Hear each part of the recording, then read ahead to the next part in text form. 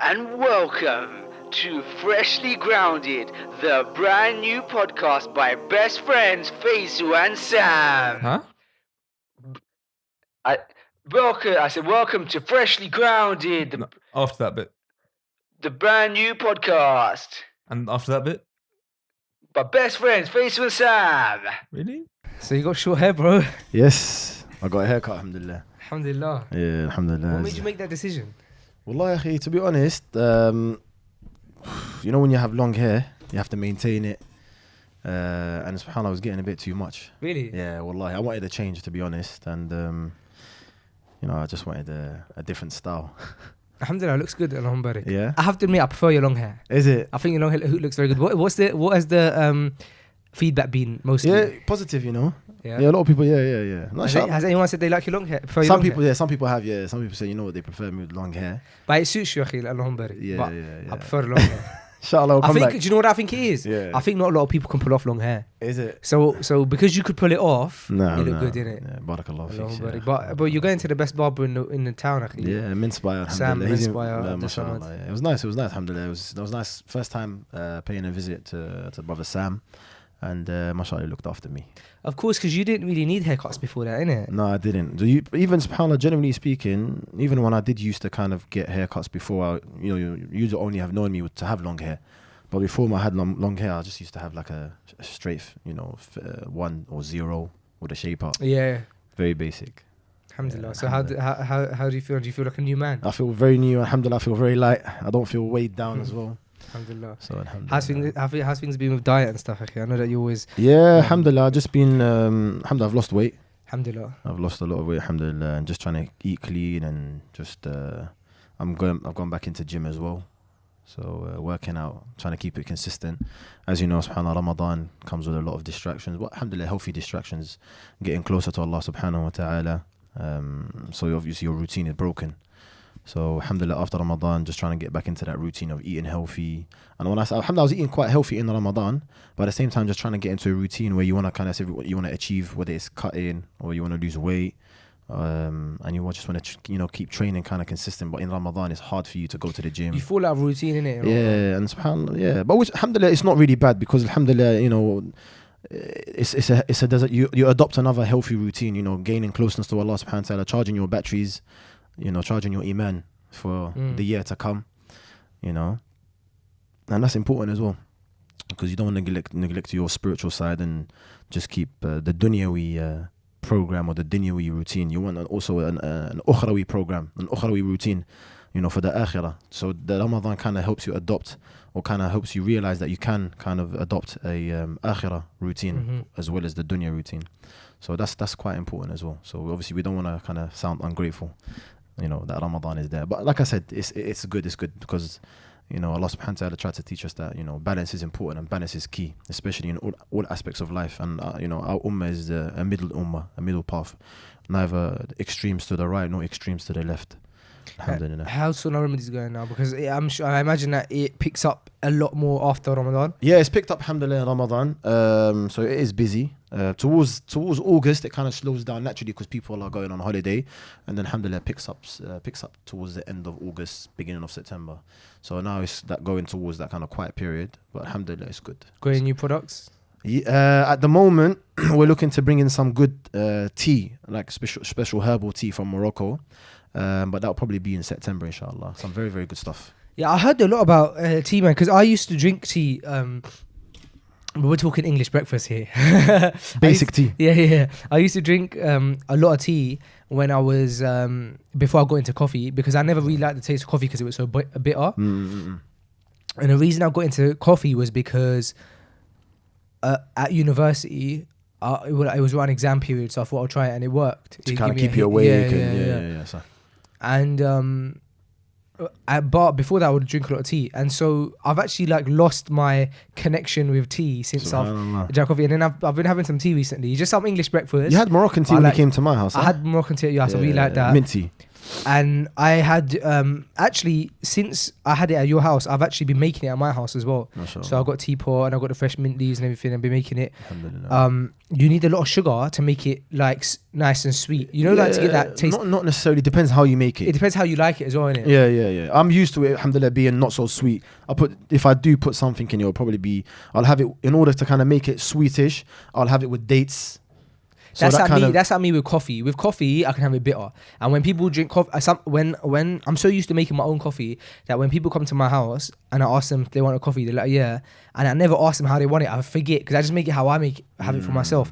And then they drink it and they're always like, oh, that's so bitter. harsh. Yeah, there's no sugar. I'm like, oh, subhanallah, I forgot because I don't make mine with sugar.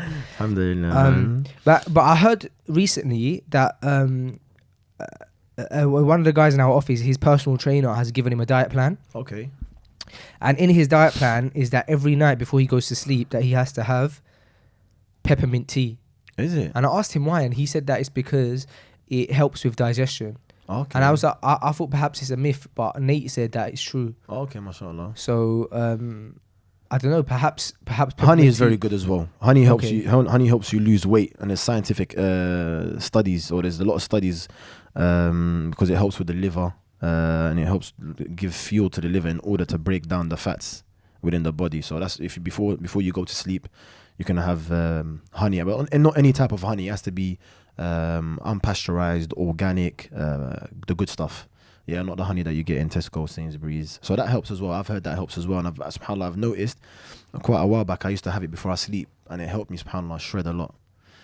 But yeah, there's a lot of studies as well coming out. You're saying that you got back into the gym. When did you stop? Did you stop for a bit? I stopped for Ramadan because Okay. I was unable to go during Ramadan. I was Yeah. unable to go because, I had to prioritize, ibadah, and I didn't want to kind of overtime myself. I was doing, I was doing like body weight stuff like push-ups, dips, chin-ups, nothing else. I could do at home. I could go to the park and do it after. But when I say workout, I was in proper workouts. I wasn't really doing any workouts in Ramadan. I recently got back into the gym as well, man. Cause, How's that going, man? You yeah. you put on a lot of weight, Allahumma barik, man. Which is a good thing, Allahumma barik, as in like, Nah, it's not you know fat, what? as in you put on a lot of mass, I've just in case. I fell off a gym for a long time. Yeah, I I know. fell off gym for an extremely long time. I became very passionate about the gym, and I was going for about a year and a half. And then what happened is, I moved gym. And a lot of people know this story as well, but I was training with Ajmal Lats, and then I moved to get closer to home. Where would since you then, I moved to just the gym near home. Currently, yeah? Yeah. Okay, alhamdulillah. And How's that now going? but I struggled with that because I was so used to training with others Yeah. that training I couldn't get my independence in the gym. But I struggled for about a year and a half, and in that year and a half, I just putting on weight, fat, and I'm not noticing it because you think, I'm gonna get back into gym next week, next month, and then before you know it, bro, a year and a half has passed, and you put on so much weight. And I think the time I noticed I put on so much weight was when I tried on one of my jumpers, like it's like a little sweatshirt, that I wear it often, so it doesn't shrink in the wash and stuff because I wear it so little that I don't wash it enough for it to be to shrink and stuff. So I put it on, and it was so tight, man. I was like, raw. And I checked the scales, and I was so embarrassed by what I saw on the scales, and I thought, subhanAllah, I need to fix up. But then even that journey in trying to fix up in the gym was so difficult because I still was going, and I think a lot of people have this problem in that for me, and it's for me the challenge was getting to the gym. Yeah. And so I would get to the gym, and that for me would be an achievement because I feel okay. And sometimes I would drive to the gym, and this is recent. I would drive there and I would sit outside for maybe 10 minutes just on my phone scrolling, just like trying to build up just trying to avoid going in. And then I would go in and I would have such a short workout and then come out.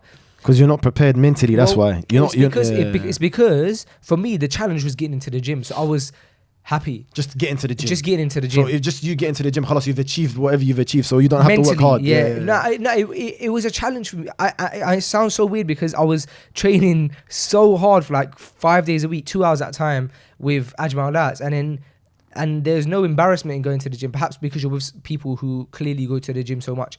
And it got to a point, bro, where I would have anxiety trying to get to the gym, and I would go there, and then I'd kind of just do a few bits and try and get out. But I would feel embarrassed that whoever is on reception at the gym, they saw me come in because so that's you're very conscious of. So I'm conscious that like if I leave so soon after 20 minutes, for example, that they're gonna see me go out and they're gonna be like you just come in and out. So I would wait, bro, for like I would wait for them to like go off to like upstairs or something quickly, and in that time I would leave. No, you need to be going to the gym for yourself. And bro, this was for like a year. This was happening, man. And I was just putting on weight because I wasn't being productive inside the gym. And then what would happen is I realized that my issue is that when I'm at the gym, all I'm doing is I'm focusing on everyone else apart from myself. I'm thinking, what is this person thinking? What is this person doing? And then I'm lifting weights that are so much lighter than what I used to lift that I feel embarrassed, and I'm thinking, are people watching me lift these weights, but I can't handle it. So I just had this like mental battle constantly of going to the gym. And recently that all changed, alhamdulillah. I believe it's because of du'as, but through different things, Allah answers du'as, innit? And so what changed me, akhi, is mad, is I started watching, there's two things that changed it completely. I started watching, I fell across these YouTube videos like by mistake, and there were videos of these professional athletes. There's this guy who has a YouTube channel and he goes to train with professional athletes like every day, and he does their workout with them. So they lead him through their workout, how he does it, and he sees all these different professional athletes workouts. And so I found that channel. And what's it called? Maybe people could benefit from it as well.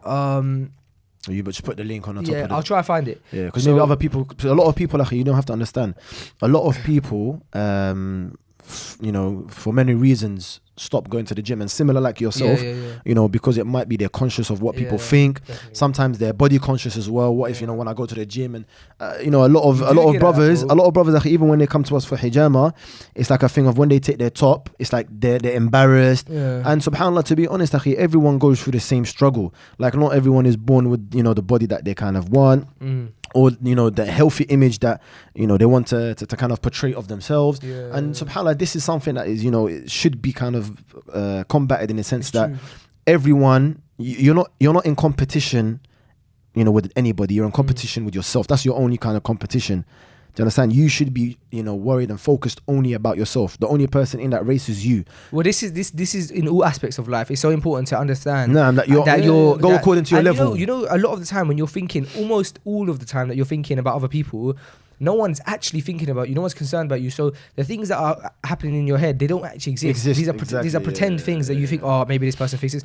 So it's definitely internal. So on the physical side, what had helped me was so what I would do is I would watch these workouts, and then it would inspire me to want to go gym, and I would copy the workout. So because actually I also got used to just doing the same workouts. Yeah, you need to change it up. That Ajmal taught me like 2 years ago. I'm doing that. So for shoulders, I know what I'm doing. You're getting bored. For back, I know what I'm doing. I'm getting bored. So I started looking at these guys' workouts. I'm like, oh, that looks interesting. I've not done that, so I'll try that. So that was one thing, yeah. And the second thing, another thing within that is that one of the workouts that I saw, in one of them, the guy who would work out, every workout, before he would start a workout, no matter what it is, he would row for 20 minutes at the beginning. And his mission to row, all it was to break a sweat. That was it. Because once you break that initial sweat, then when you're training, you're sweating loads. So you increase your heart rate. Right. So it's because I realize that sometimes I'm going to the gym, and when I'm just going straight into the workout, I'm not sweating, I'm not feeling the workout properly, I'm not warm. And so I've started rowing at the beginning of my workout, and all I row for, bro, is 5 minutes. That's it. Because I want to be realistic with myself. I'm not going to row for 10 minutes. Start off with 5 minutes, 6 minutes, 7 minutes, build it up. Yeah, that's the smartest thing to do. I've been rowing for 5 minutes. So I walk into the gym. The first thing I do is I go upstairs. I row for 5 minutes. And after I row for 5 minutes, no matter what, if I'm sweating or not, then I'll come downstairs and start my workout. The minute I start my workout, bro, I'm sweating buckets. And that sweat motivates you. And so now I'm enjoying working out for the first time in about a year and a half. The second thing that I found was, this you're going to laugh at. No. There's a YouTube channel, and it's called Jump Rope Dudes. Yeah. Skipping. Have you seen him? Yeah. They're sick. They're amazing. They are sick. I bought a skipping rope. I bought a skipping rope. I got 2 now. Yeah, they're sick. Bro, they're so sick. basically what happened... Where do you get one from? Are they specific ones? Yeah, the jump rope. Yeah, I got them ones. Send me specific ones. But the ones that they promote are like £80. So my Skipping costs is about serious. £12. Skipping So bro, is listen serious, to this. I'm bro. so happy. I'm so happy you're saying that, so we can discuss it. Yeah. So what happened is I came across this YouTube channel, and these guys. And they're sick. They got their workout. Bro, how they cut. have you seen their transformation, weight transformation? No, I haven't. No. Bro, this one guy, Yeah. he transforms himself from, like he loses like £100. He lost £100, Allahu bro. Akbar. He was a big, like chunky brother, and now he's lean. On And it the was same channel, all- yeah? Yeah, and it was all through skipping. Yeah. I had a brother come to me for hijama, Yeah, and he showed me. The brother sent me pictures. yeah, Wallahi, he said to me, all I was obviously he was going to the gym, yeah. but his main cardio, guess what? Skipping. Skipping. Okay, so And he got ripped. Bro, I'm feeling the effects already so much. So basically, what happened is he lost £100 skipping, and he used to run every day anyway. And he said that I didn't lose nothing, and I started skipping. Just and skipping. He cancelled the running, and now he's just Bro, done the so he skipping. done weight training anyway, but he reduced his weight training. And he's lean, but when you look at him, you Now. think, when you look at him, you think he goes gym 5 days a week because he's got abs, he's got muscles, Does everything. he tell you about his diet? Bro, he said that he explains all that, but he said that he trains weights once a week. Once a week And he trains everything's weights. just skipping. Everything else is skipping. So the once a week he does all his powerlifting to get that tone, but Probably otherwise compound movements. Yeah, he's probably squats, deadlifting, military squatting. press. Yeah, and did rows. the best workouts anyway. Yeah, they are. Oh, the most fun. Because they're challenging and you can feel the whole body put on moving. mass as well, yeah. So If what you I want. did is I thought I was so inspired by it. I bought a rope and I started, and I'm really enjoying it. And on top of that, I'm feeling my body feel so much better every day. I'm getting cardio in now, and the only downside is that because I'm so new to it, my body is still adjusting to it. So my feet hurt, and my waist hurts and stuff. Same. Because it's getting impact that it's not had before, innit? But if anyone out there is listening, guys and girls, and you're trying to get lean or lose weight, lose fat, Skipping. go to YouTube and type in jump rope dudes. Yeah, they're serious, man. They're so good. They teach, first of all, they teach you the basics of how to jump rope properly. Then they teach you the tricks and stuff as well. And they also show you their stories of how they lost weight.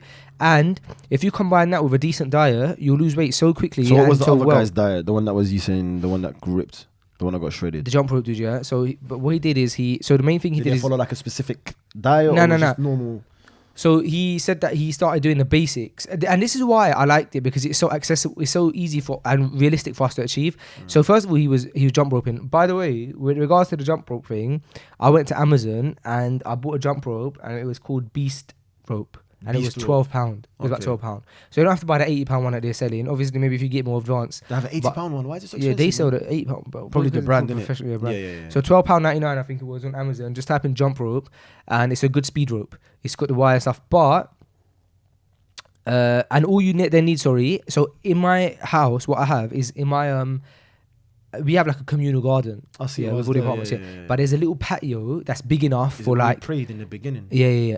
And there's a little patio there, yeah. And that's like with our house rent comes that patio, like that's our patio, isn't it? Subhanallah. So, and that's big enough for me to skip on. So I just skip on that.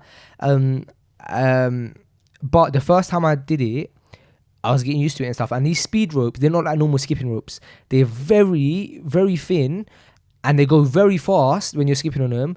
And they're like wire. So if you get hit, So if you get hit, bro. So, bro, I got hit. Guess what I got hit? where? Right on my backside, bro. Bro, Pain.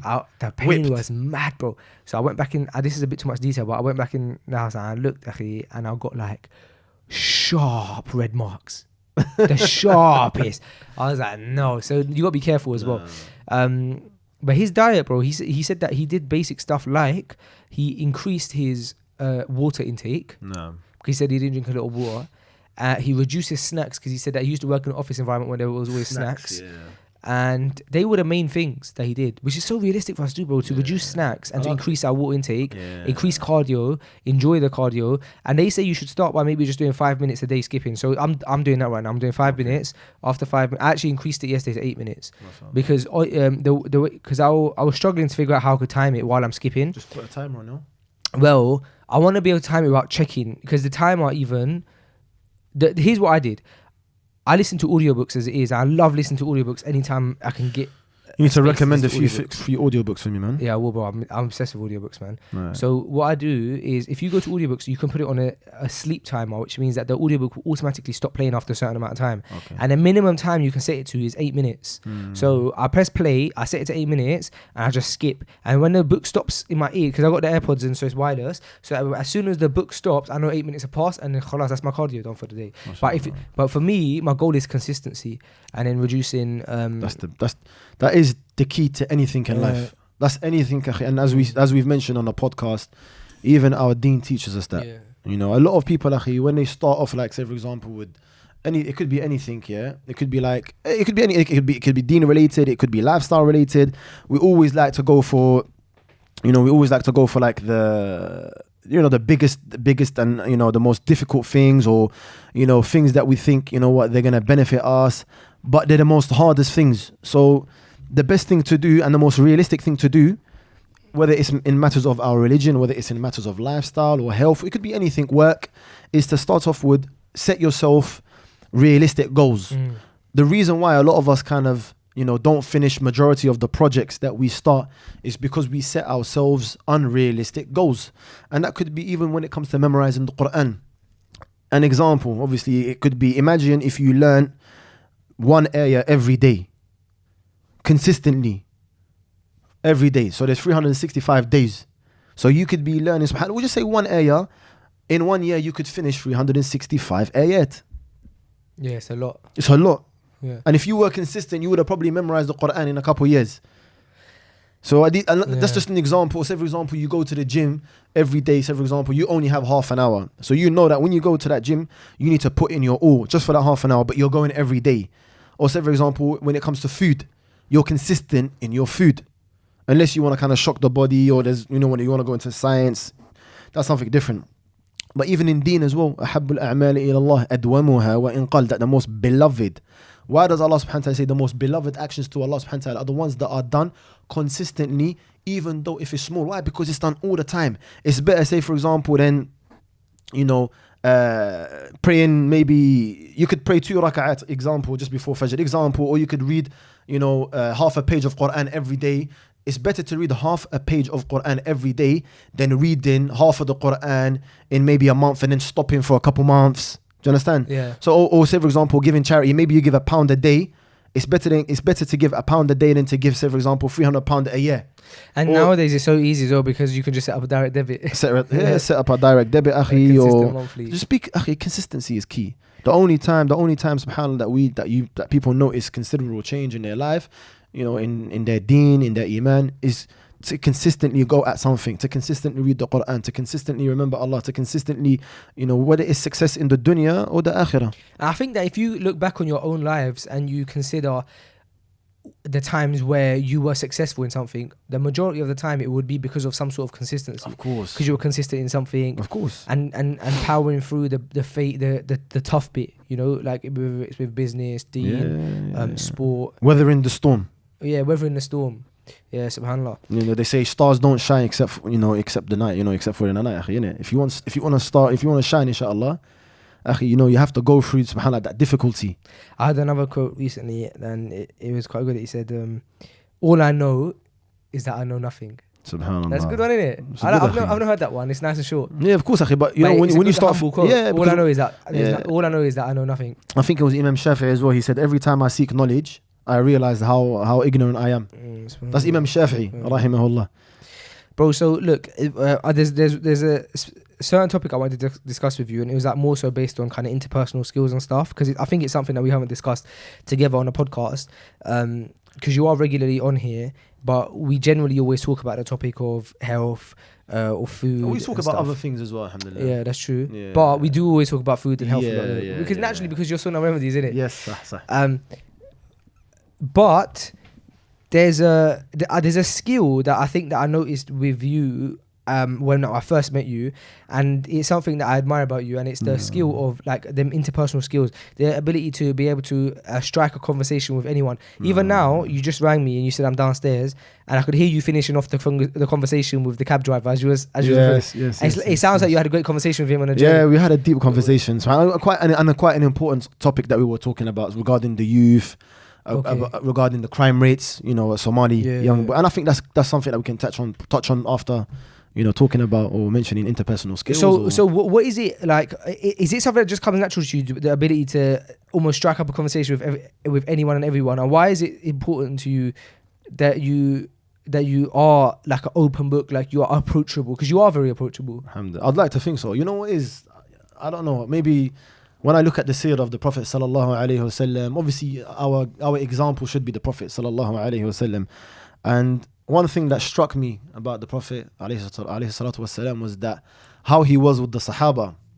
And there was one thing, subhanAllah, that I heard during the seerah, and that it proper touched me, and it was deep. And a group of the Sahaba, subhanAllah, I think they went to the Prophet sallallahu alaihi wasallam, and they asked the Prophet sallallahu alaihi wasallam, who is the most beloved people to you? And naturally, subhanAllah, imagine they thought that they were the most beloved people to the Prophet sallallahu alaihi wasallam. So that gives you an indication of how the Prophet sallallahu alaihi wasallam made the Sahaba feel. So imagine the Prophet as great as an individual as he is. Imagine, subhanAllah, and how much he was a statesman, he was a general, he was a leader, he was a father, he was a husband, he was a friend, he was so many things. He was a judge, sallallahu alaihi wasallam. But yet he made time for people and how he was in his people. And subhanAllah, the Prophet sallallahu alaihi wasallam, he said that the most beloved person to me is Aisha radiyallahu anha wa ardaha. He said the most beloved people to me is my wife Aisha. So then the companions were like, no, forget the woman. We know that the most beloved, person to you is your wife Aisha. But we're talking amongst the men, thinking that it would be the guy, thinking it would be that Sahabi that asked. And he said her father. And they were like, okay, Abu Bakr radiyallahu anha. They think, okay, naturally the daughter, the father-in-law, okay, khalas, no problem, we understand that. Who then after? And then so subhanAllah, you get that feeling where the Prophet sallallahu alaihi wasallam, like, he gave people their time, and he was probably loved by his companions. Even subhanAllah, the Romans were amazed how much love that the companions had for the Prophet sallallahu alaihi wasallam. So that kind of always, that really struck, it really resonated with me, and it really affected me. And the Prophet sallallahu alaihi wasallam, we all have faults in it. I'm not gonna sit here kind of propagating that I'm some perfect person, or no. I have many faults, but I try my best to kind of work on them, and I'll ask Allah subhanahu wa ta'ala to conceal our faults and to make us. We're always working on our character. And something else that really affected me regarding the life of the Prophet sallallahu alaihi wasallam, and about generally speaking about manners and how important manners are, and how that the person with good manners reaches the level of the sa'im and the qa'im. That someone who has good manners, someone who has no, it's okay, bro. Someone who had good manners, akhi. Someone who has good manners, that he can reach the level of someone who is praying and fasting constantly. So what does that tell us? A lot of people, subhanAllah, they just worry about, salah and qiyam and, siyam and salah. These things, yes, they're important, but how are our relationships with people? Are we rude?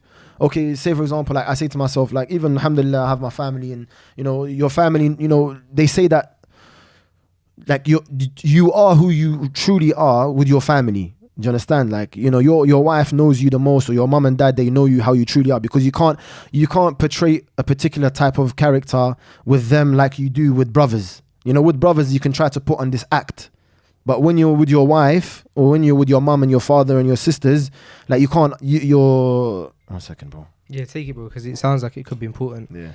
There's a few calls that come in. 1 second. Assalamu alaikum. Yes, sorry. Yes, I have to book a brother. No problem. Because my dad, subhanAllah, he told me to book this brother, and he's got heart issues. Okay. And I've meant to book him in Ramadan, and I totally forgot. So I need to book him in today, inshallah. Yeah, because I noticed when I saw that it was your dad that was calling. Yeah. Once he called the third time, I thought this must be important. No, you know what? Because me and my dad, alhamdulillah, we always have like conversations. Me and my dad, we like to talk about politics, but yeah, that's for. Oh, so you thought it was like a political? Yeah, because alhamdulillah, we like to have. I send my dad things, and he sends me. He's like, Abdul Hakim, did you see this? And he sent it to the family group. You know what? It's a similar thing with me with my dad. Yeah. I went to his place of work the other day. Yeah. He has a shop, and I went there. And when it comes to sometimes sometimes conversating might be a bit slow, yeah, but then when it comes to the cricket, and speaking to the World Cup right Pakistan and now, well, he can go on. And so I don't know, I was see, that's something good. You know, we were talking about how do you strike up, how do you kind of like, you know, just touching on what you said about regarding your dad. You know, subhanAllah, different people have different interests. So what I like to do, I like to say, for example, you know, briefly, you know, chat to somebody and see what their mentality is and see what they like, see their level, like in terms of what they're on. And subhanAllah, I like to discuss certain things that are of interest to them. Speak to them about their interests. So obviously they feel like they're important as well. And like, say, for example, like, you know, when you talk to people, you give them 100% of your attention. And you try to. So this is another thing, you know, when it comes to striking. Like, say, for example, someone's from Pakistan. So I'd say, so what food do you like? It could be something so basic, or someone's from Somalia. You know, you like... see, I've clocked you do that a lot. Or like say, for example, like maybe talk a bit of Somali or talk a bit of Urdu. Yeah, you tailor the conversation to them. I've noticed that. You know, it could be, you know, because when people, you know what it is trying to relate to people. Yeah. When people, and subhanAllah, naturally, when people see that you make an effort, that effort is reciprocated. So if a person is listening now and they say, I want to be a better person, in a sense of, I want to come across more approachable, I want to be the type of person where people feel like they can conversate with me, I can strike up a good conversation, and more than anything, I can have confidence when I'm speaking to people, because I think speaking to people that you don't know, there's a level of confidence that comes into it. You get a bit of anxiety, you're like, I'm shy. How would you overcome that and be the type of person that can speak to anyone? Smile, akhi. First, smile. You know, because when you smile, initially people, they think, okay, there's no threat from this person. He smiled. Breaks that barrier. It breaks the barrier where you're smiling. Hi, how are you? You okay? What you up to? Like, it could be anything, innit? So let's say you're like rolling into a lift or something. Yeah. Would you always look at everyone, kind of smile? Yeah, smile. Yeah, just a smile. But when you smile, it breaks that barrier. And even if the person's not have, you know what it is? Because you know what it is, you don't know what the person could be going through, innit? Sometimes you know the struggles and the pressures of society. A lot of people going through mental health. Some people are suicidal. You might, subhanAllah, I see it like this way. I've heard so many stories where a smile could prevent somebody from committing suicide, or you just saying to somebody, hi, how are you? How's your day? You know, the person can feel like, you know, actually somebody does care about me. How many times have you smiled, you know, to somebody and, you know, just, you know, put up a conversation and maybe that's made their day. And maybe, subhanAllah, that's prevented them from committing suicide. You know, we all know life is very, very tough. Life is very, very, very tough. You know, the pressures of society, and, you know, a lot of people are very self-conscious, and, you know, that's why you get a lot of Instagram, you know, people kind of, you know, putting themselves to be something, and, you know, deep down, they're not like that in real life. Why? Because they're trying to, you know, put out this kind of image regarding themselves, and they got so many issues internally that they're suffering from, that they're struggling within themselves. So they kind of try to pass these insecurities off and just, you know, present themselves to the world, you know, how they want people to see them. But deep down, they're suffering from a lot of insecurities, a lot of doubts. You know, they have a lot of viruses, we call them, in the heart. You know, because subhanAllah, you know, when a computer has a virus, or a phone has a virus, you could be operating that phone normally, but when it's put under pressure, that virus starts to come out, and you start to see the phone crashing. And this could be pertaining to somebody's religion. This could be pertaining to somebody, you know, their heart could have a lot of viruses, a lot of diseases in the heart. And it's only when, subhanAllah, the pressure gets too much, you know, their deen could start to waver, and, you know, there's not a lot of tarbiyah. You know, they say nurturing is preparation. And I believe, especially amongst the young, and this all, you know, it's building a character. The way that you listen. Okay, say for example, being good with other people. Yes, this is good, but how are you with yourself? You understand, akhi? How are you with yourself? Like, you're never going to be perfect. I'm not perfect, akhi. You're not perfect. No, perfection only lies with Allah subhanahu wa ta'ala, and, you know, and the Anbiya in terms of how they are. That's the perfection, akhi, is not for us. We're always working on ourselves. We ask, akhi, every single person has faults, but you have to work on those faults. You have to recognize those faults, admit to yourself those faults, and work on them. You know, and a lot of, especially when it comes to practicing in the practicing community, or not even in the practicing community, everyone tries their best, you know, to be a good person. It's just that we have a lot of viruses in our hearts. Yeah, it's difficult to look inwards and to try and notice your own problems, but I think your own faults. Yeah, that will be a big solution in a lot of things if we kind of look inwards and we don't look outwards all the time. It also reminds me, it's kind of it's on a completely different topic, but it's about reflection. But this is more to do with kind of business in the workplace. I was listening to the story of Warren Buffett, the guy. He's I think he's one of the richest men in the world currently. Yeah. Yeah. What's his name? Warren Buffett. He's Buffet. Nah, Buffett. I think Buffett. Okay. I think it's spelt like Buffet, but it's Buffett. Buffett. Okay. He's a world-renowned investor. Yeah. And basically, he said to one of his workers, he said to his pilot, he said, his private pilot, yeah. Yeah, he said to him, he had been his pilot for like maybe 15, 20 years. And he said to him, why is it that you've been my pilot for so long? Like, it kind of shows me that I must be doing something wrong, in the sense that why haven't you progressed? Why haven't you gone on to do other things, for example? Subhanallah. Yeah. That's And deep. so, For a boss to say that. yeah. And so he said, and the pilot must have said, like, you know, I don't really know kind of what I want to do, all this kind of stuff. Yeah. And Warren Buffett, he said to him, they call this the 5x25 rule. I think that's what it's called, the 5x25 rule. I might be wrong. And what his rule is basically is write down the 25 things that are most important to you that you want to work on. So that could be, for example, I want to get my fitness up, yeah, or I want to lose weight, for example. I want to start eating healthy, and it could be some goals that you have to do at work. I want to get like to the point where I have 20 clients a day, stuff like that. Yeah. Write all 25 down. Then the next step is to prioritize all of them in the order of priority. So from 1 all the way to 25. No. What's important? Then Warren Buffett, he said the first 5 that are on that list now, top priority. This is no longer a priority list. This is now the first 5 on that list is the things that you're going to focus on, and the rest of the 20 are things that you're not even going to look at, not even going to consider. You're not going to work on it at all. And because they're the top 5 priority things. So let's say, for example, in your top 5 priority, there was health and fitness, get 20 clients a day, eat healthy, etc. You'd focus on those 5, and once you've mastered those 5, only then do you move on to the next 5. And he said that's his like rule book of how he To progresses success, to success. And what that's doing is it sounds a bit like a facade, like one of these other things that people always say to do. But what it does, bro, is it allows you to put your focus on a handful of things. And when you put your focus on something, as you know, you achieve it. So every day, if you look at your 5 top priorities and you say, have I done something to progress in all of them today? Then you'll always move forward. It comes back to consistency. So with you, and they're manageable. Right, so with you will say, have I done something with my health and fitness today? That's my number 1 thing. Done. Cool, I went to the gym today. Have I done something with my diet today? Yep, I made sure I didn't eat bad. Cool. Did I try, have I done anything to work towards getting 20 clients a day? Yes, I increased my leafleting, marketing. Yeah. Now, imagine, that you had a clear focus every day on just 5 things, that how much you progress, bro. You'd very quickly get to the level where you would have lost that weight. You'll be eating healthy, would be a habit of yours that you don't think about anymore. And you would have 20 clients a day. But now you move on to the next 5. And you only focus on those. You don't even think about the others. And again, bro, it's just a fancy way of saying that you have to focus. And but having these little strategies, I think, are so helpful. Sometimes we see these strategies that people give like tedious, or we see them as like like quick fixes that don't actually work, or like this is just another way of this guy trying to make money.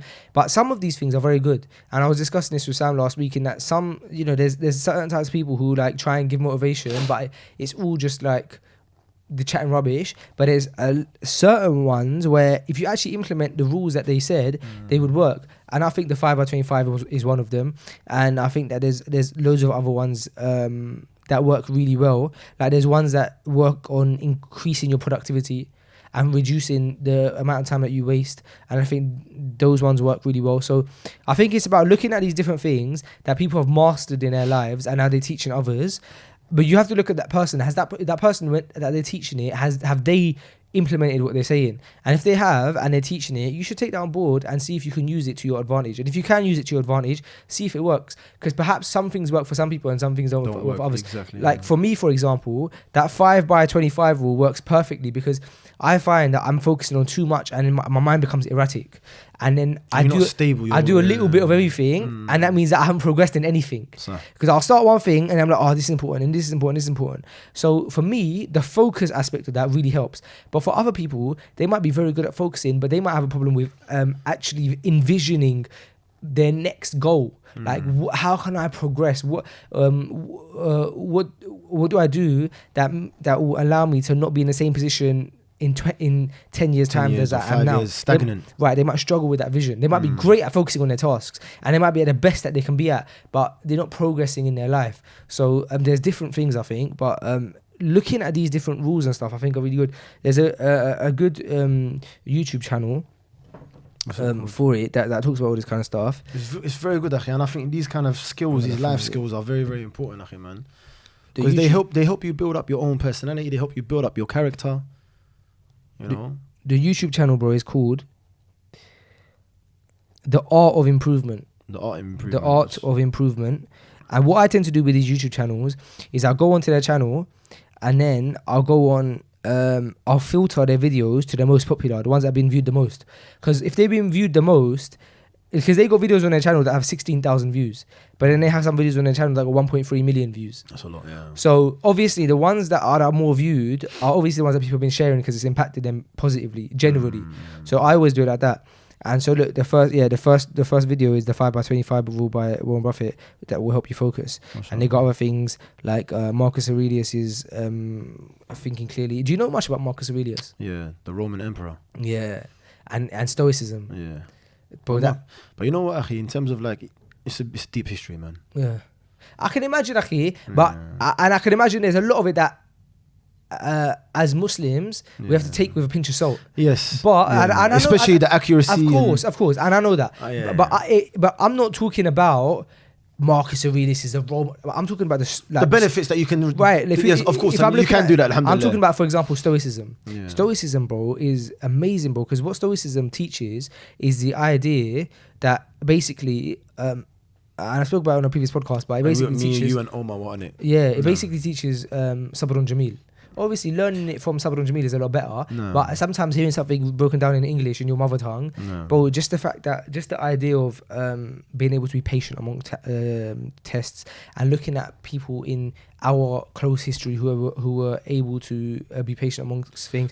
But then obviously, ultimately, you're right, looking at the Sahaba. Yeah, but there's nothing wrong with taking it from here. Yeah. There's nothing wrong. Yeah. There's nothing wrong, because at the end of the day, it's going to benefit you in your deen and your dunya. Yeah, I'd recommend people to look into Stoicism. And you said there was a book or a podcast. The book that I read that I really, really enjoy is called The Obstacle Is the Way by Ryan Holiday. The Obstacle Is the Way by Ryan Holiday. Okay, mashallah. If I were you, bro, listen to the audiobook Obstacle Is the Way. But again, it benefits different people in different ways. Like I was mentioning on a podcast with Omar that I have a challenge with that, my mentality and staying strong-minded.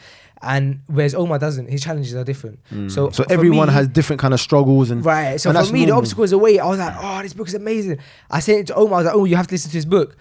He listened to a bit of it, and he was like, I don't. It doesn't relate to you. It doesn't relate to me. Like everything I'm hearing, I know. And this is why you not need in an arrogant way, but he does. But he doesn't struggle with that. He doesn't struggle with exactly. That. He might struggle with something else. Yeah, and that's what's important, actually, relating to people. And again, you were saying interpersonal skills. Yeah. So it's the same way that when it was sent to him, he switched off.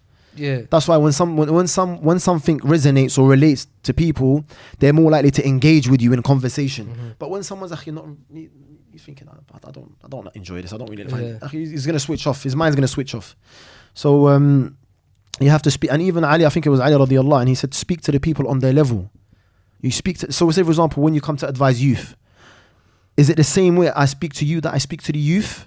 No, I speak to them on their level. So different people, you speak to them on their levels. And this is something I think that is hugely missing in our ummah. Because the reason why people, might not find the deen, when I say attractive, as in, for them it might be hard to practice, or for them it might be hard to come to the deen. Why? Because it doesn't resonate for them. Because nobody's presented it in the way where it can resonate for them, because our deen is complete and our deen should resonate with everybody. It's just the way that it has been, maybe presented to them, or maybe when they've gone to duksi or madrasa, the teachers beat them, the teachers, subhanAllah, made them dislike the deen, and they feel, this is not for me. So That's why it's important to speak to people on their level. This could also, though, be one of the issues of social media, in that with social media, you can't filter who watches your stuff. So it could be very beneficial for the people that the audience that you're speaking to, but everyone gets to view it. And so that's one of the issues, I think, of social media as well. Yeah, social media has a lot of problems, man.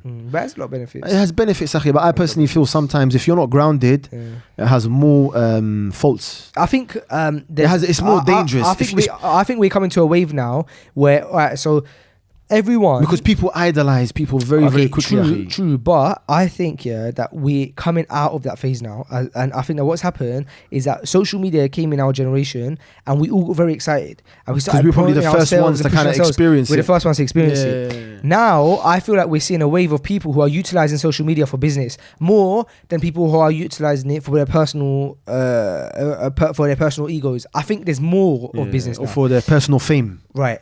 And I think that for business, social media is amazing. Why? Because I'm the first one. I'm the first one to kind of bear bear witness. witness. Use it for your business. Exactly. I use it for my business. And to be honest, it has benefited me a lot. It has.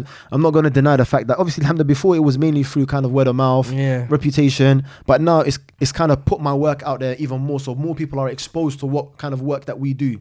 So it has brought a lot of attention on our kind of company on Sunnah Remedies. But you're right. It's like a knife. You can either use it for good, or you can use it for evil, as we've seen, in the past current weeks in London, with the rapid increase of youth crime, especially amongst the Muslim Ummah, which is quite sad, where last week we had, I think it was a couple of days ago, we had Yusuf Muhammad pass away in Shepherd's Bush, who was sadly stabbed in a shop and died, and this is something that is becoming widespread, and it is, subhanAllah, I don't know what to say, akhi. It's the responsibility of the parents and society. They say it takes a village to raise a boy. And, inshallah, one day you'll be a father. I'm a father. It's easy to have kids, akhi. What's difficult is to raise those kids, to give them the right tarbiyah, to give them the right upbringing. Do you think for a lot of it, with the boys, and you can't, and even the girls, akhi, it's sad because I live close to Bush. Yeah. Sometimes when I go for salah, you see, because obviously it's quite a built-up area. There's a lot of shops, there's a lot of restaurants, there's a lot of things to do around the area. You see a lot of the youth, and these youth are our brothers and our sisters. And sometimes a lot of things that I see really, really hurt me, because I have children, and I wouldn't want my kids. We grew up, but how we grew up was different. There wasn't so much, violence. If you had a problem with someone, it's rocking. You get into rockers, innit, like swinging like fist to fist. There was an element, we don't want to be naive. There was an element of knife crime and gun crime, but it wasn't, little kids the age of 15, 16, 14, 13, picking up knives and stabbing each other. And subhanAllah, sometimes, I think to myself, as an ummah, as a Muslim community, or as a community in general, what have we done for the youth? What have we? But let's not rely on what the government. We know that there's a lot of cuts in taxes, and a lot of youth centers have been closed. A lot of youth centers have been shut down. But it is a prerogative. It is important upon the responsibility lies upon ourselves, the parents, the community. Allah subhanahu wa ta'ala is going to ask us about our children. Allah and the Prophet sallallahu alaihi wasallam, what did he say? كلكم راع وكلكم مسؤول عن رعيته, that every single one of you is a shepherd. You are a shepherd for your flock, and everyone will be made accountable for their flock. The same way that it's easy to have children. Anybody can have children. Two functioning adults, male and female, can have children. Akhi, but what is the real the real test lies in bringing your children up, bringing them as proper and upright Muslims, upright citizens. You understand? It's easy to have kids. How many people have kids? But subhanAllah, akhi, I find it so difficult that why your daughter's walking in 3 o'clock in the night. Habibi, phone your daughter. Where are you? Where are you at? I think there's extremes though, in the sense that I remember when I was in high school, there was a teacher, and she said that she would never have children because of how cruel the world is, and no, and that's a very negative way to look at things, you have children, akhi, but you have tawakkul on Allah. You make dua. Look, the NBA, they used to make no, it shouldn't put you off children. I think she still doesn't have children. Yeah, akhi, may Allah subhanahu wa ta'ala, guide her, and but akhi, look, children children are a blessing from Allah subhanahu wa ta'ala, but they're also something that you would be responsible over.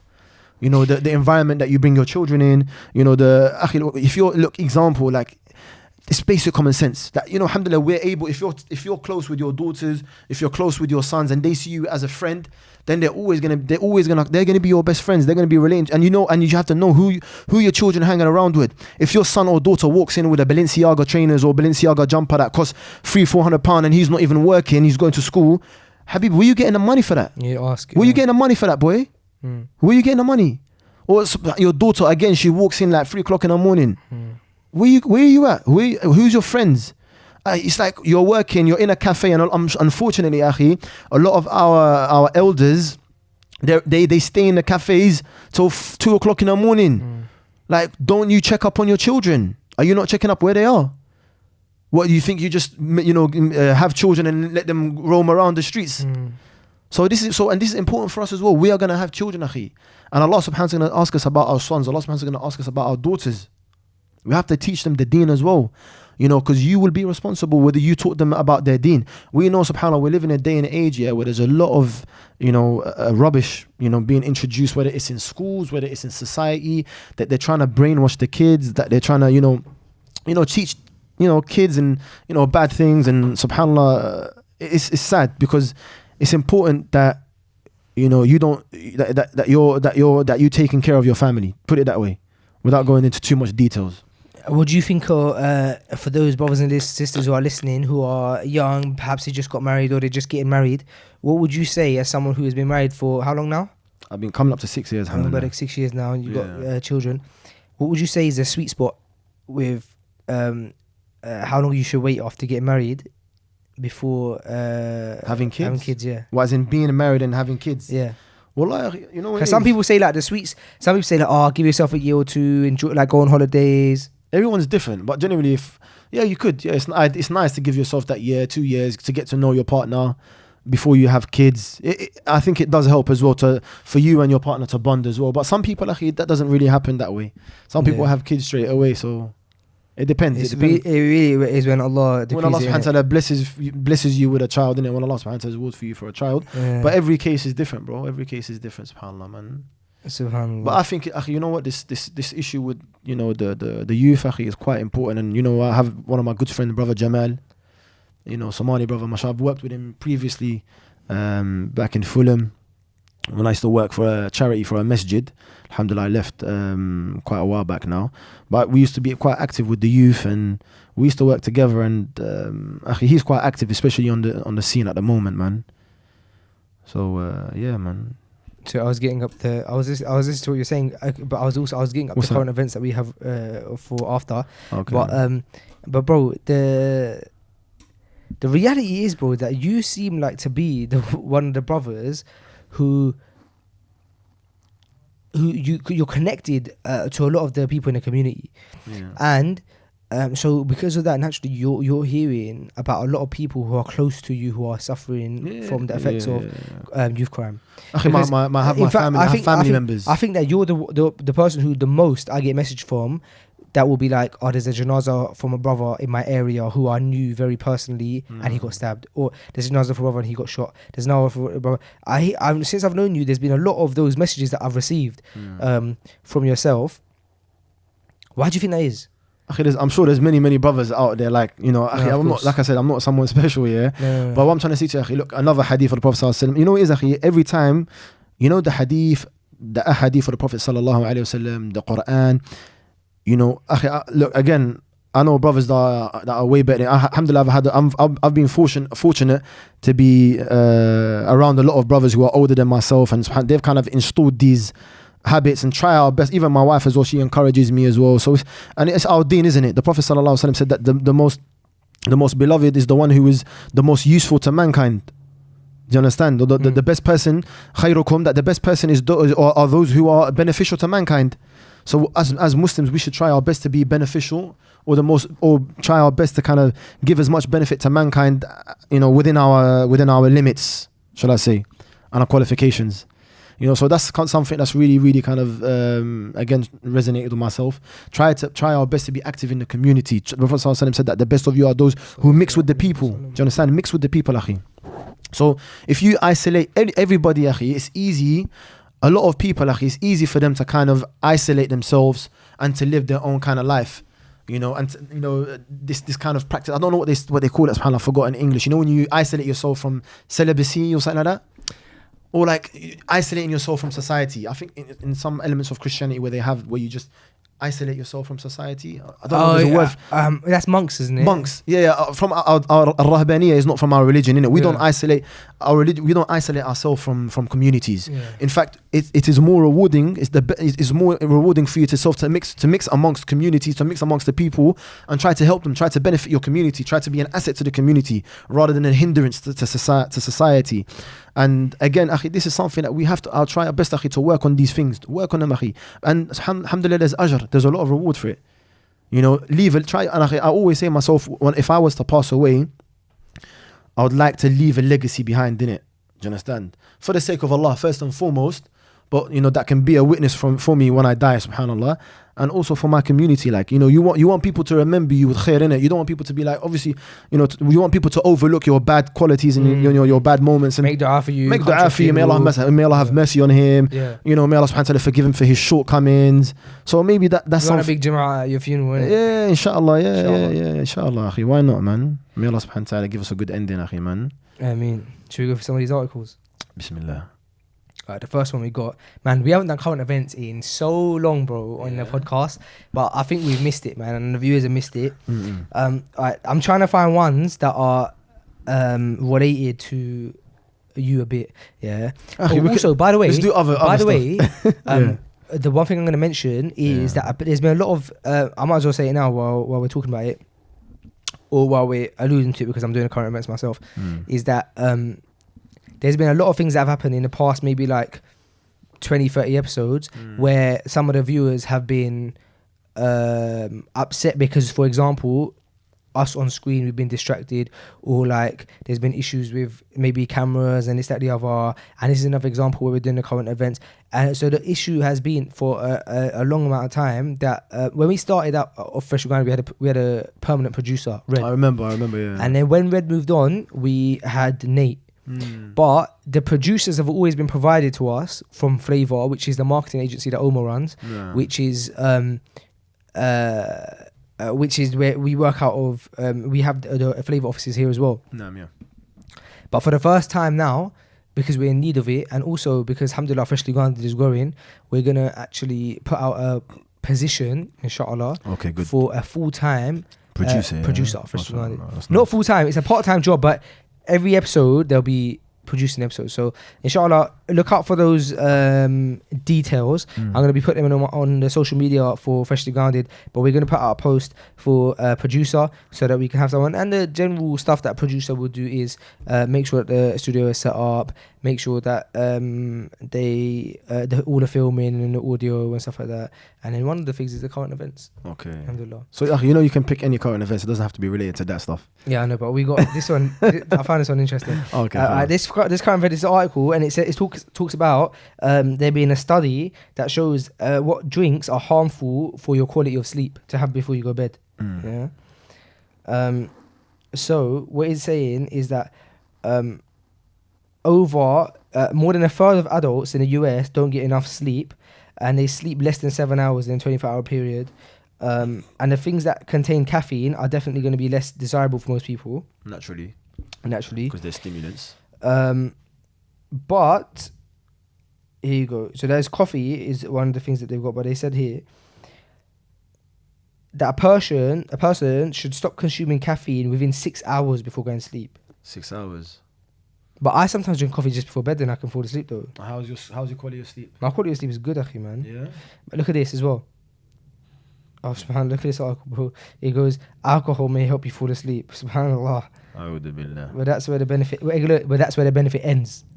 Yeah. Alcohol may help you fall asleep, but that's where the benefit ends. Rebecca Robbins, a postdoctoral research fellow in the Department of Population Health at NYU, told CNN, instead, it traps you in the lighter stages of sleep and dramatically reduces the quality of your rest at night.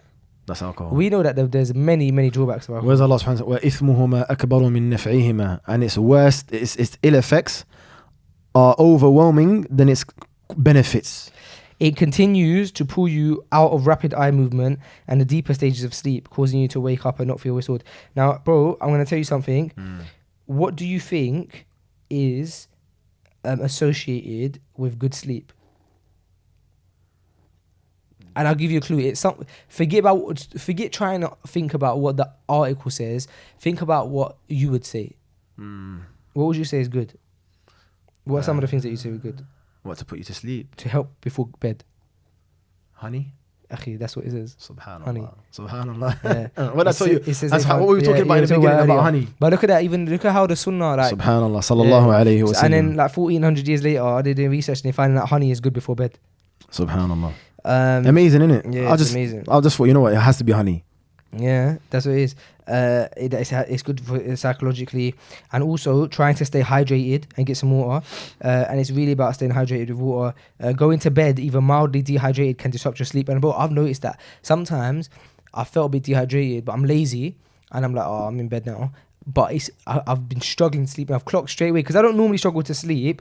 I'll clock very quickly so I can try and pinpoint what it is that's not allowing me to sleep. And a lot of and that time, for example, it was my sleep. Subhanallah. That's mad, isn't it? It's crazy, akhi, man. Okay, here's the next article. Mobile phone customers can switch networks by text from Monday. How mad is that? So you'll be able to text. You'll be able to, via text, change your mobile network, bro. Akhi, my mobile network is poor, man.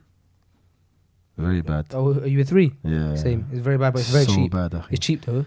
I don't even know if it's that cheap, akhi, man. Yeah, You know, it's- sometimes 3 is the akhi, cheapest my out there, I phone think. cuts out. You know when I put the Wi-Fi on, I'll put the Wi-Fi on, akhi, and it'll just, bruv, the phone is not even there, bro. Yeah.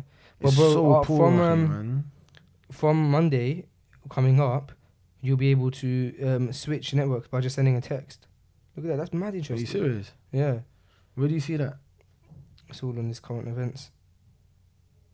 Okay, are you ready for this one? This says, yeah, I want to see if you have experienced any of these. Where is it gone? Here we go. Strange bodily reactions people have that are like weird, yeah? Number 1. One guy, he said, my left eye squeaks every time I scratch it. Have you ever experienced that? Squeaky eye? No, never, akhi, man. Subhanallah.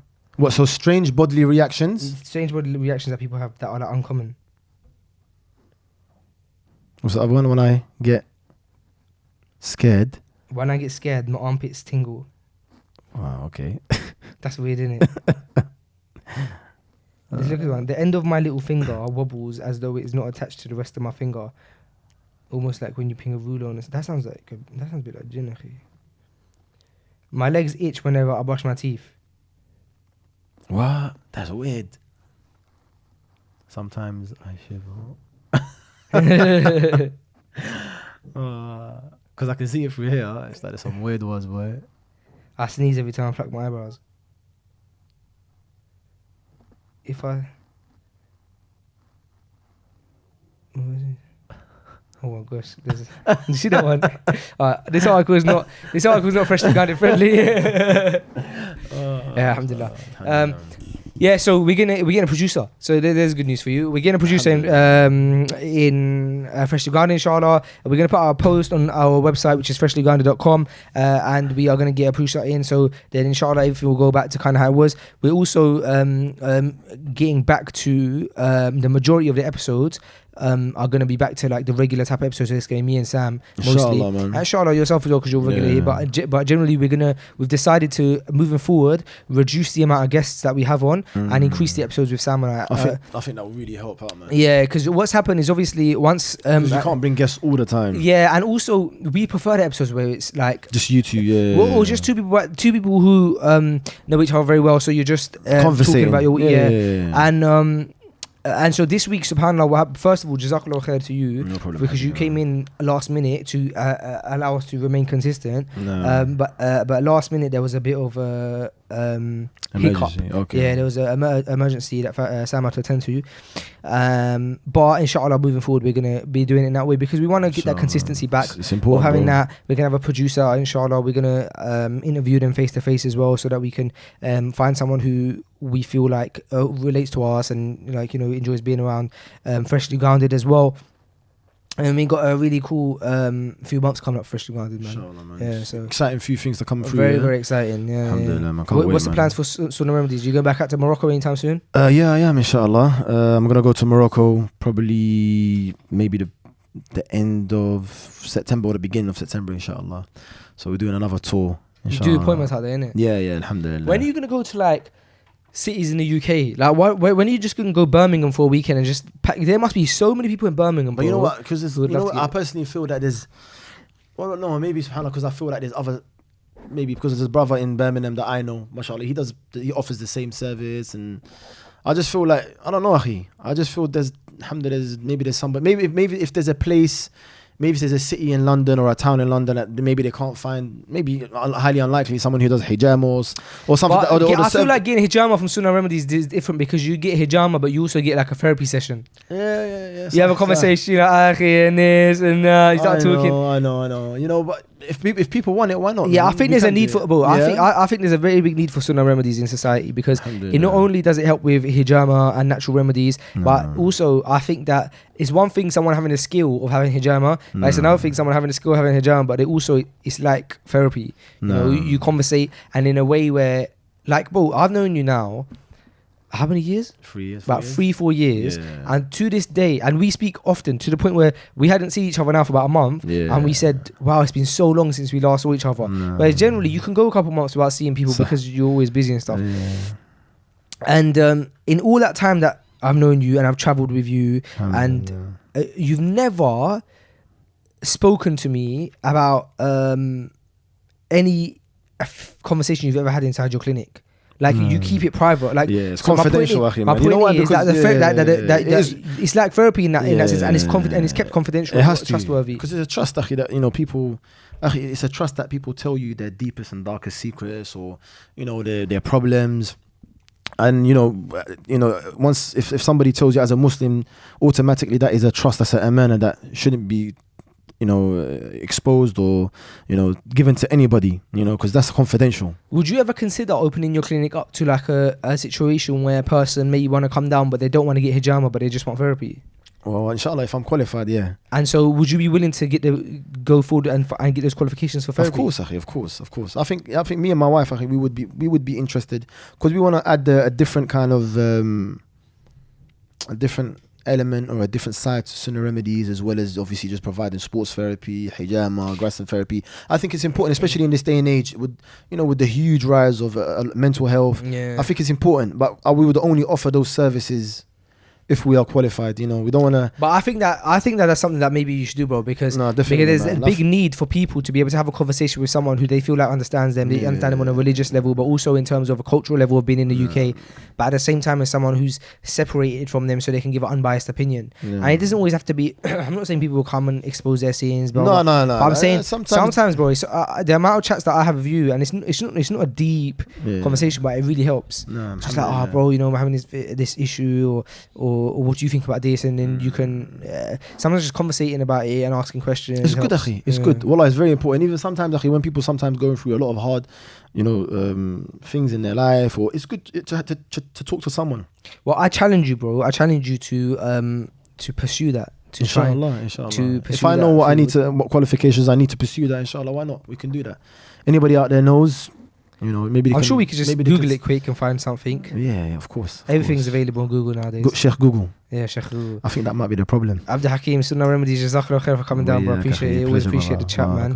Anytime, akhi, And man. Jazakallah khair for Yeah. my favorite bit was the fact that we were able to discuss skipping, because I felt like it was a closet. I felt like I was a closet jump roper. Yeah. But Akhi, a now- lot of brothers, akhi, a lot of brothers, especially when they become practicing, they shy, you know, they don't like to kind of disclose a lot of the things that they enjoy. Yeah. You know, akhi, like sometimes, I'll give you an example, yeah.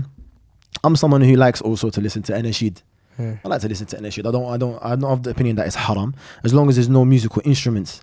So I used to basically roll, you know, what shall I say, hang around with a friend, and he used to like particular like manly anashid, but there was some other anashid that are a bit soft or so obviously when he'll be rolling in a car he'll put I'll put on that type of anashid and like, what are you doing, don't play those type of anashid because some brothers might think I'm a bit soft. So do you understand? So a lot of brothers they alhamdulillah, as long as it's not haram, it's not going to reduce from your masculinity.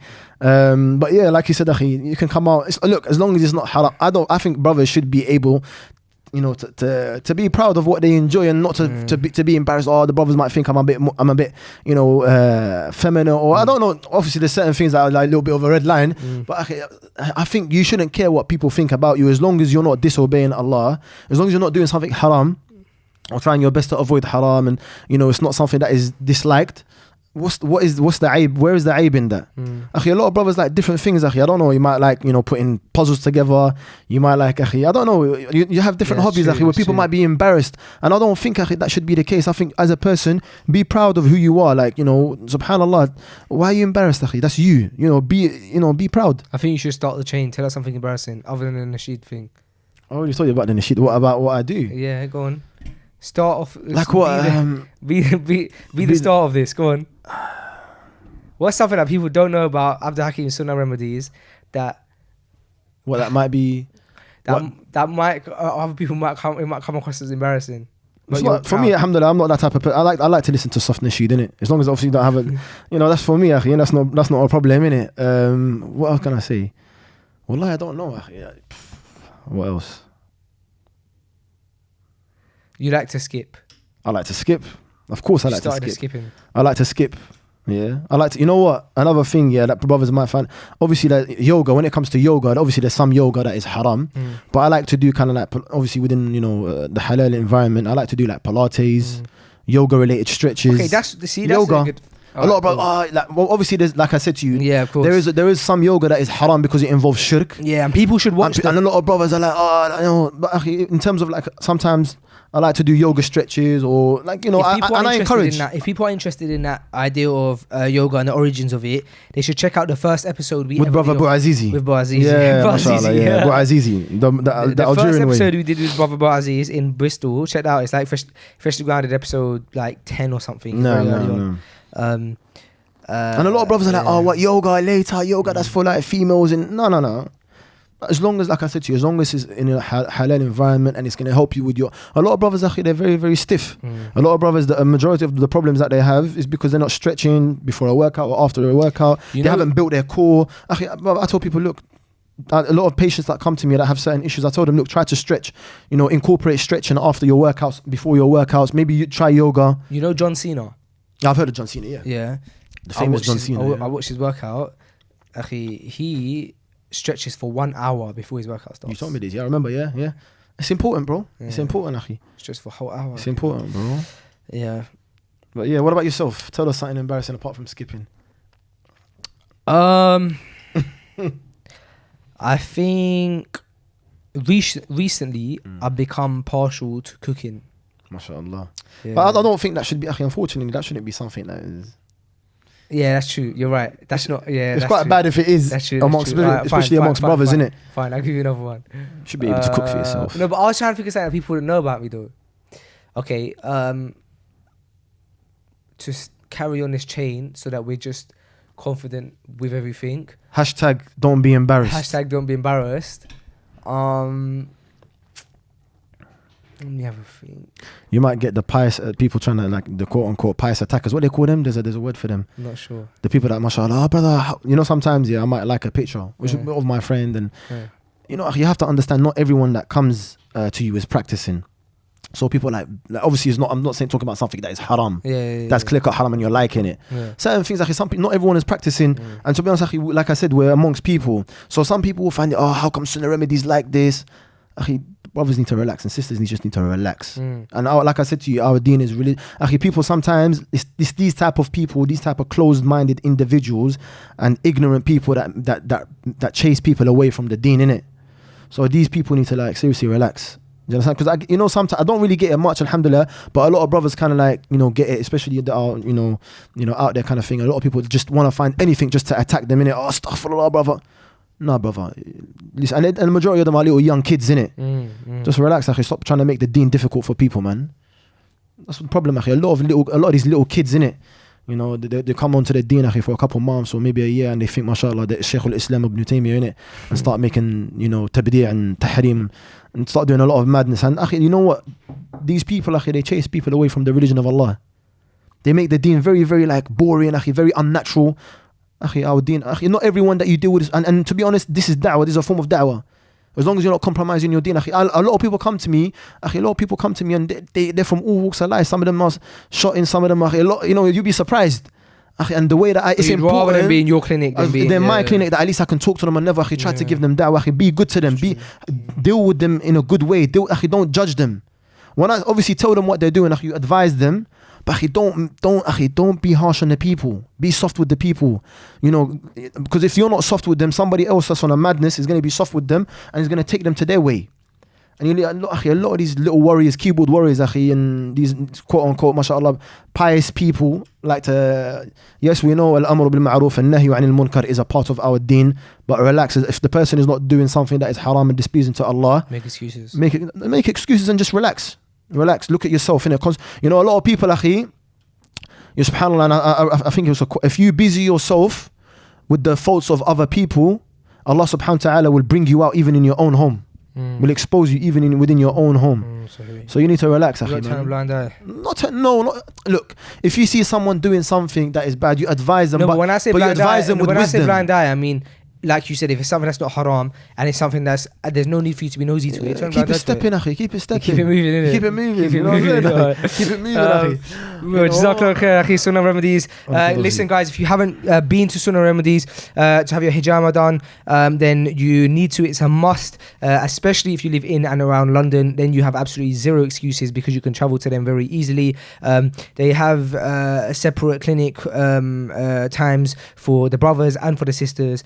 And it's brother Abdul Hakim who's been with us today, and his wife who does the sisters. So do check them out and hit them up on Instagram, which is Sunnah_remedies. And get in touch. I think that it's a very, very powerful thing, and it's something that I've been a fan of for a long time. And I need to actually calm down soon and get my hijama. Yeah, you and Omar, inshallah. Yeah. It was a pleasure, akhi. Barakallahu feek. Barakallahu feek.